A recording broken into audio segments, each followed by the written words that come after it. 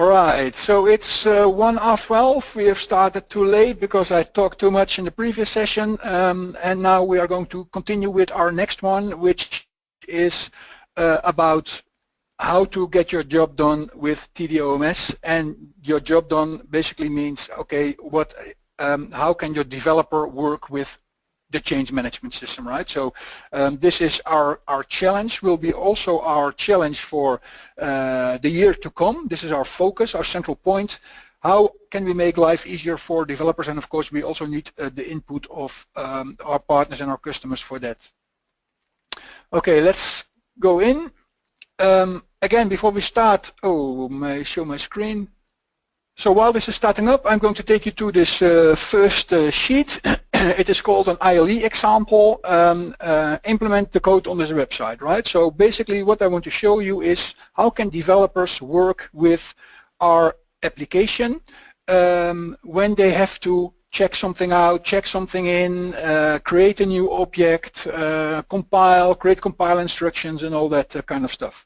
So of course, we want to use ILE for that, but what should we use? And then we found this website, mysamplecode.com. So let me just go there. Show you what is on this site. So here it says, okay, we have this procedure prototype, which is in a separate file. Then we have a module. Then we have a binding directory source. We have to create a service program, and then of course we use a program to call your service program. Okay, nice. So let's try to put this in the allotted time, and then so that you can see how the developers work with TDOMS on a day-to-day basis. And of course, after this is done, we want to do some debugging. The debug, how can we start the debugger from TDOMS, or have to jump to RDI to make that happen? So let's see, here is my RDI. Okay, so I have my task over here, and let me just close everything. Close all. Okay, so I'm left with this task, right? So I can just change this and make it a better title.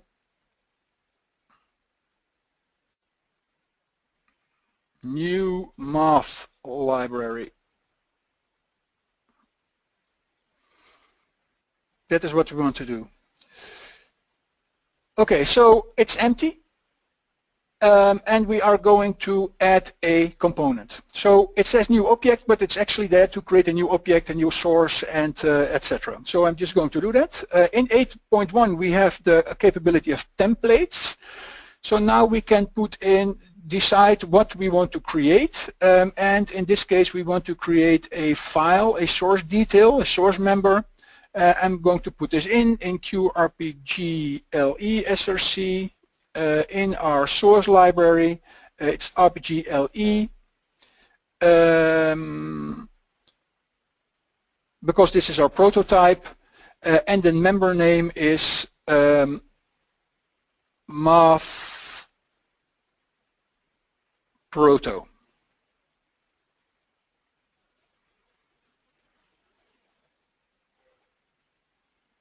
I'm not going to focus too much on okay, math P Q source member, okay.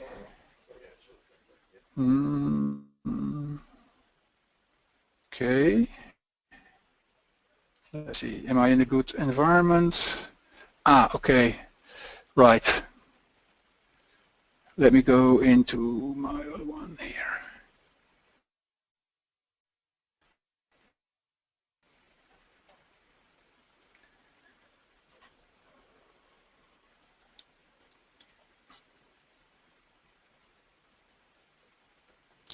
Okay, it is QRPGLE-SRC.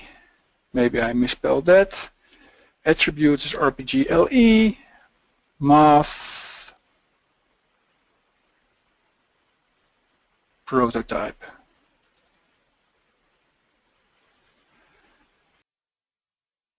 Okay, we are back. Is my screen showing? Yes, okay, so we solved the issue, a connection problem. In the meantime, we have added this MathQ RPG LESRC, which is our prototype.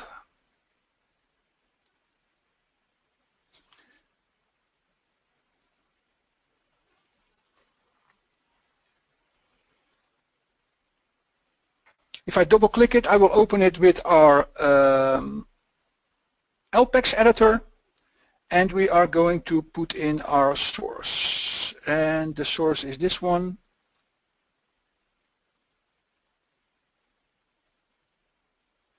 Of course, you can see to write it a little bit. Thanks for my SEU experience.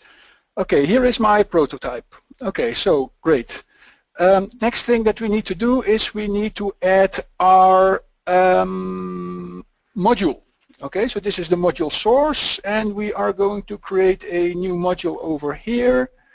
Again, new object.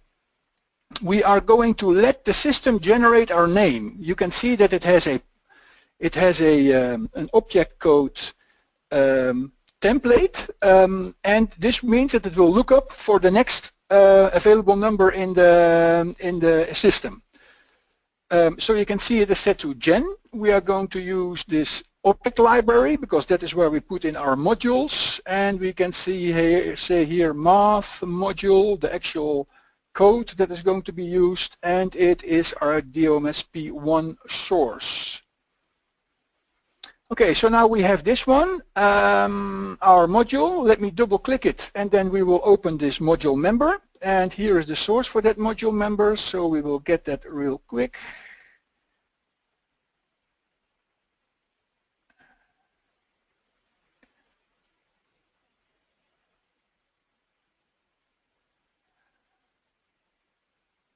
Well, quick, yeah, okay, cool, domain. Copy and paste. It will save me a lot of typing. Again, this is the resequencing stuff because it starts on position 1 on the website. So we are going to put that in its correct state. Okay, excellent. So here we have our module. What we see here is that it points to our QRPG LE math PR, and of course we call this math PT. So let's just rename that over here. And you can see that it is missing this member, right? Because it's working with the ILE library list, but we can remedy that. We can say, okay, start, set the remote system library list to point to my development environment. And if I then open my outline view and drag it over here and refresh prototypes, you can see that it found the prototypes is it set math PT? Okay, maybe save this first. Yeah.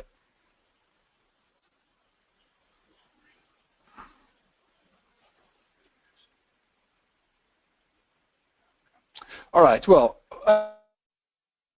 now we're going to compile this source, right-click, TDOMS, and then compile. It's going to show us our create RPG mod, and this is what we want to do, create a module.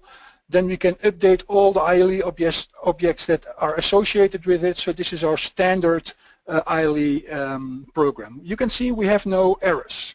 What would happen if we created an error? So if we would say here, for example, num3, and then compile it again, we would see that it was failing, and it would give us a nice list and saying, okay, hey, num3 is not defined. Oh yeah, thank you, num2. So this really makes the loop between compiling and editing, bug fixing really close. All right, so here we have our module, which is compiled and well. So now we are going to go to the next thing. Okay, create a module. We need to have a binding directory, right? Okay, it's called mathdir. Excellent. So what we are going to do is we are going to create a new object for this fix again. And it is, so we don't have anything for binding directory. We can add that line, but it doesn't really matter. We can just take this one, PGM other objects, and say we call it math binding directory in object, and it is a binding directory with attribute, I think none. No attribute, but I'm not sure, maybe RPGLE. No, okay, so and this is then the binding directory, BND there. Okay, binding directory created, but how do we compile this one, right? So if I take a look at my compile of my binding directory, there is nothing. Okay, so what we can do, what the developer can do, the developer can create a user option to create this binding directory, or he can make a compile instruction. So he can say show in my compile. So here we have our creation instructions. There are no creation instructions for binding directories. So we're going to add one.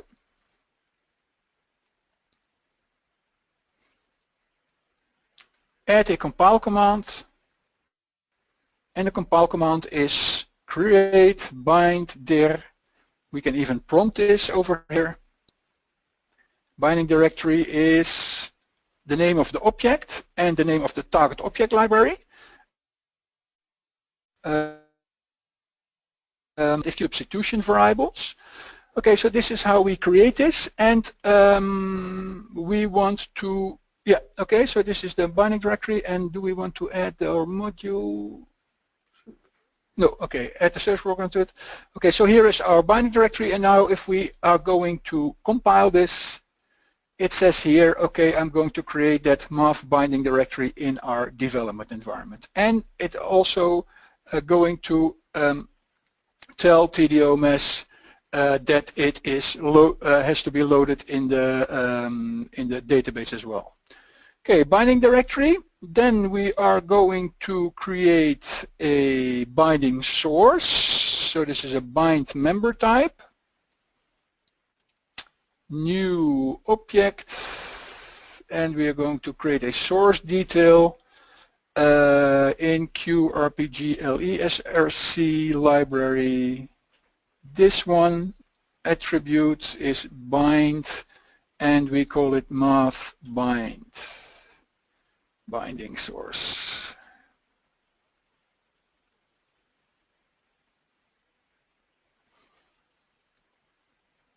Double click, paste, and save. Okay, cool. Now we have the next thing is to create a service program that contains our module. So we're going to right click here and we're going to say new object again. We have a service program template, so we're going to select this.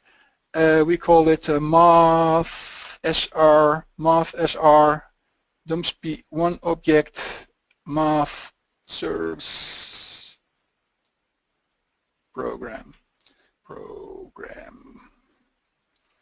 And let's make this empty like this and finish.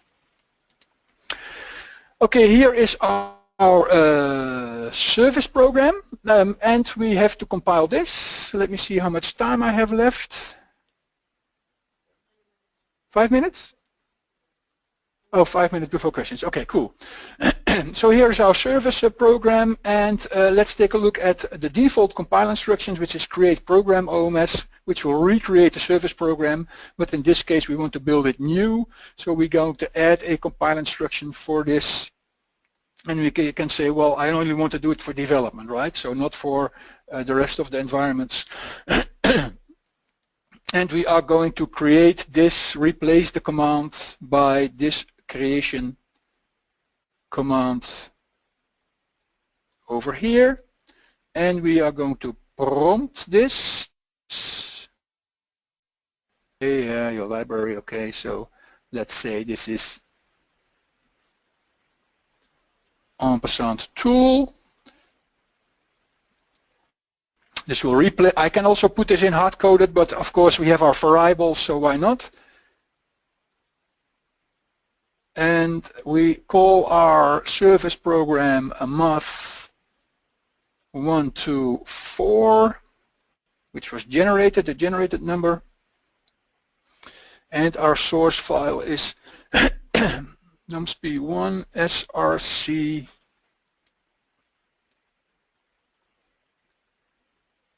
qrpgle src, and our binding source member was called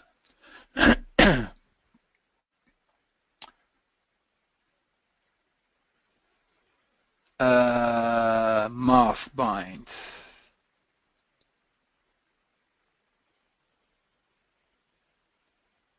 Save. Prompt it to be secure. Looks good. Sorry about that. Looks great too. Uppercased everything exactly the way I like it. So now we can create a service program by using this instruction.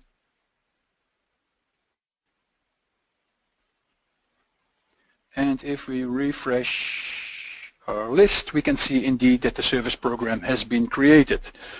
Okay, so this leaves us just a couple of, okay, then we want to add this service program to our binding directory. Okay, so this is tricky. So what we are going to do is we are going to change the binding directory creation command, and we are going to add a post compile command to it. And in that compile command, we are going to check. We are going to add all the stuff that needs to be in here. We can do it in different ways, but this is just a quick solution for what we do it now. So we say add binding directory, binding dir, and that is the object, no, the target object library. And the binding directory name is math b and dr.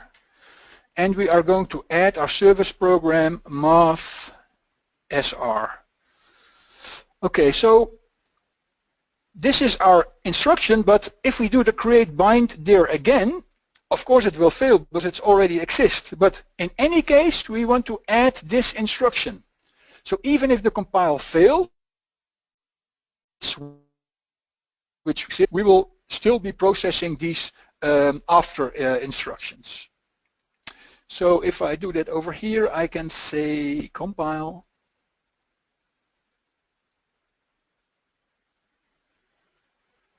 And let's just take a quick peek on our work bind dir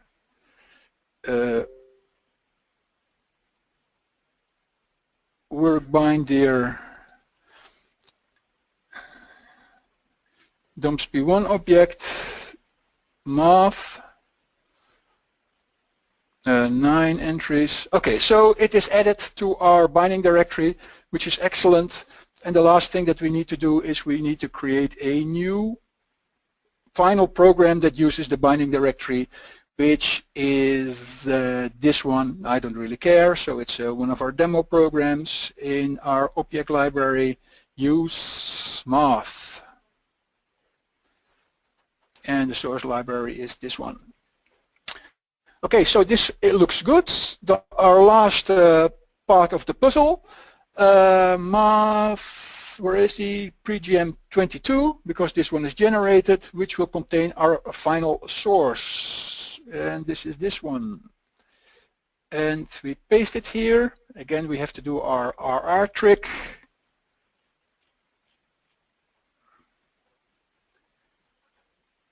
Okay, so let's give this a little bit more room, because what we see here is those non-ILE stuff. So we're going to convert that to freeform. Cool.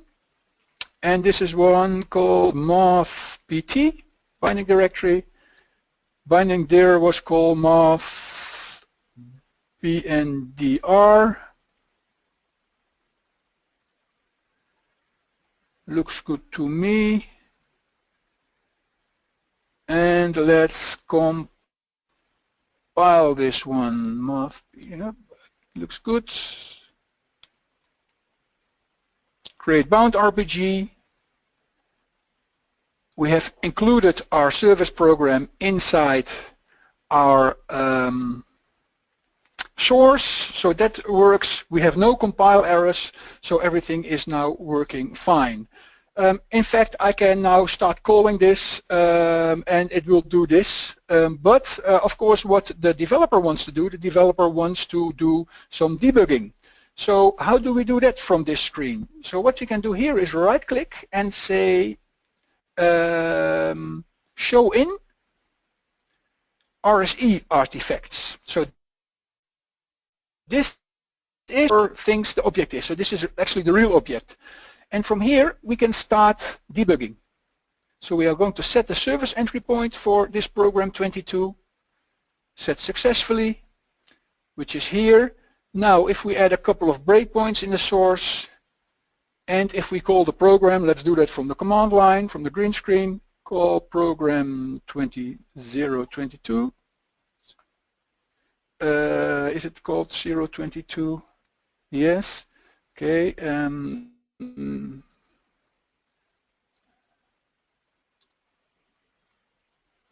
Already exists. Let's see. One last check. Program 22. DOMSP1 object. PGM 022. So did I actually call that? PG. Aha. Okay. Okay, so we saw some stuff flying by, and here we have our debugger. I had some. Okay, so here it is, and it starts our debugging session and shows us the result of these compilations. So basically this is our whole cycle. I'm sorry about a little problem in the beginning, but I hope that you get a good overview of what a programmer can do in 15 minutes with TDOMS without having to leave the change management system. All right, so I am ready to 29 poll. Yeah. Okay, so we will skip the poll because again I'm running out of my time. Let's see if we have some questions. No questions for this session. I hope you're still all with me. And we start again in 1 minute for our next gravity session.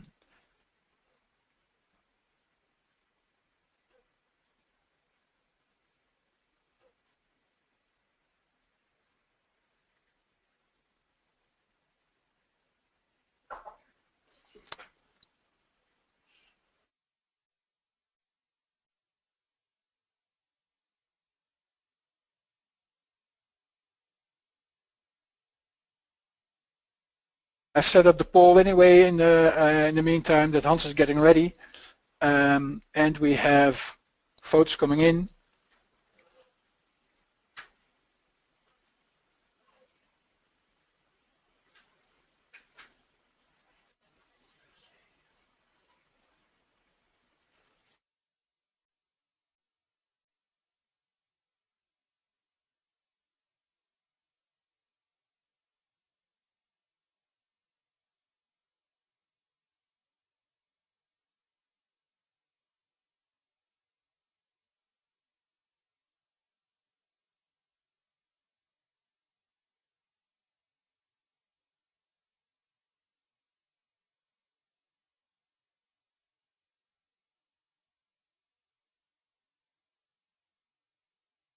Okay, 62% voted. I am going to show you the results.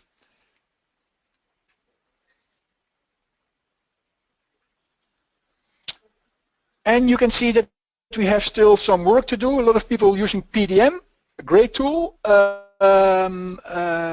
but maybe a little bit old-fashioned. well, what's old-fashioned? If you can get your job done real quick, then what's that? But yeah, I hope I've shown you the let's say the benefits and the power of using it inside a rational IDE in combination with TDOMS. Okay, so I'm going to give the floor to Hans again. Thank you very much for your attention, and I see you in the next session.